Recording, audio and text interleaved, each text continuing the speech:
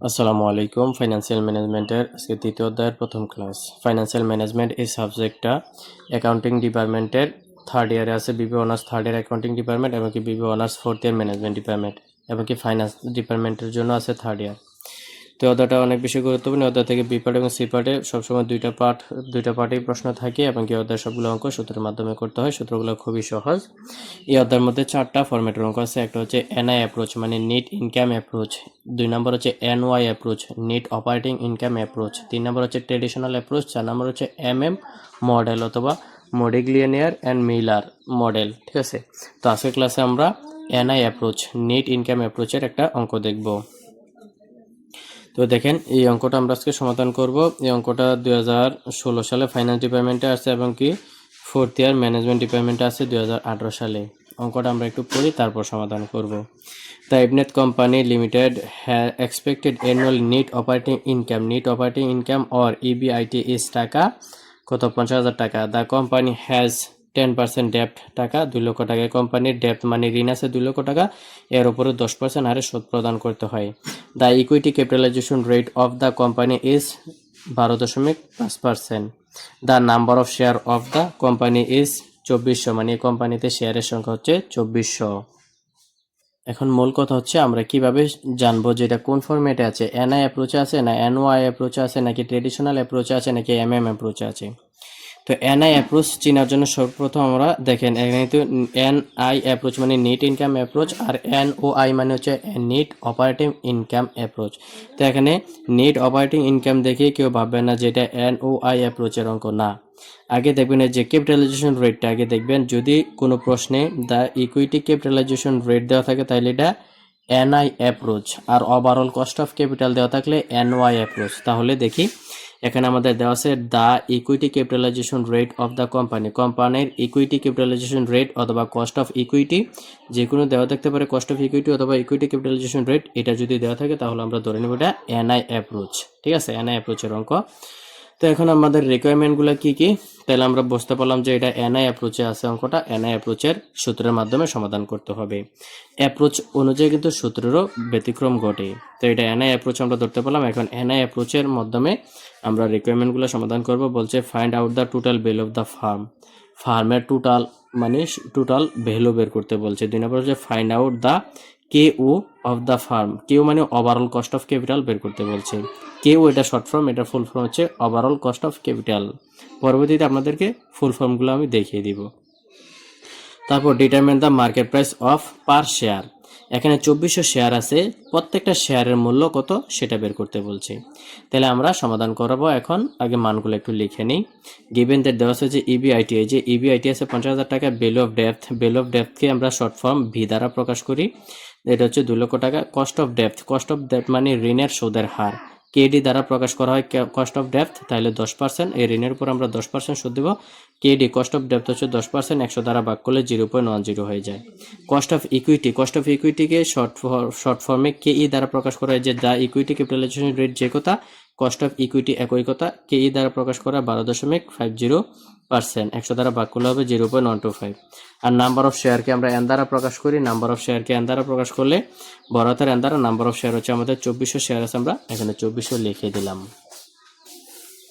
এখন এক নাম্বার আমাদেরকে কি চাইছে, value of total, the find out the total value of the farm.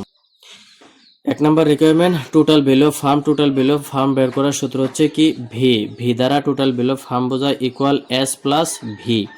S দ্বারা বোঝায় কি, এস দ্বারা বোঝায় market value of share. Full ফর্মগুলো আপনারা একটু লিখে নেবেন। Market value of share plus B দ্বারা হচ্ছে ভ্যালু অফ ডেপ্থ মানে ঋণের পরিমাণ।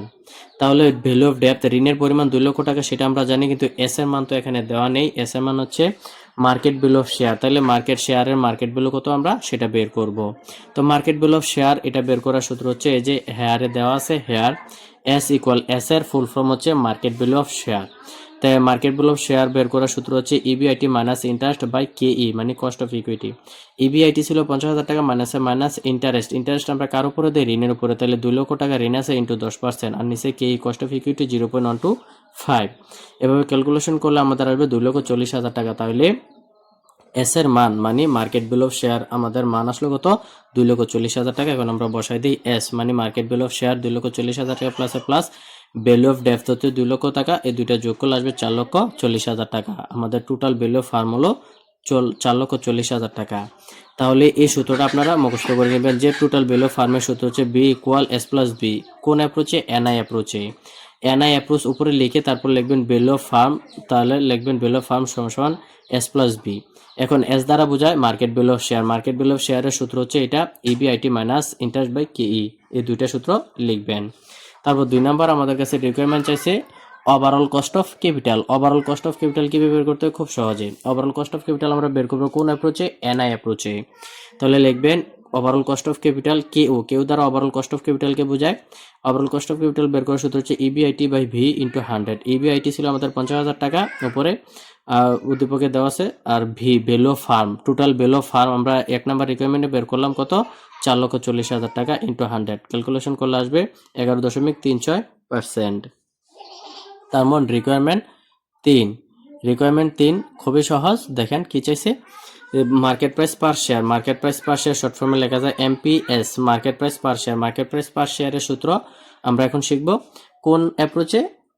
এনআই অ্যাপ্রোচে। উপরে খাতায় লিখবেন এনআই অ্যাপ্রোচ, লিখে সূত্রগুলো নিচে 1 নাম্বার 2 নাম্বার করে লিখবেন।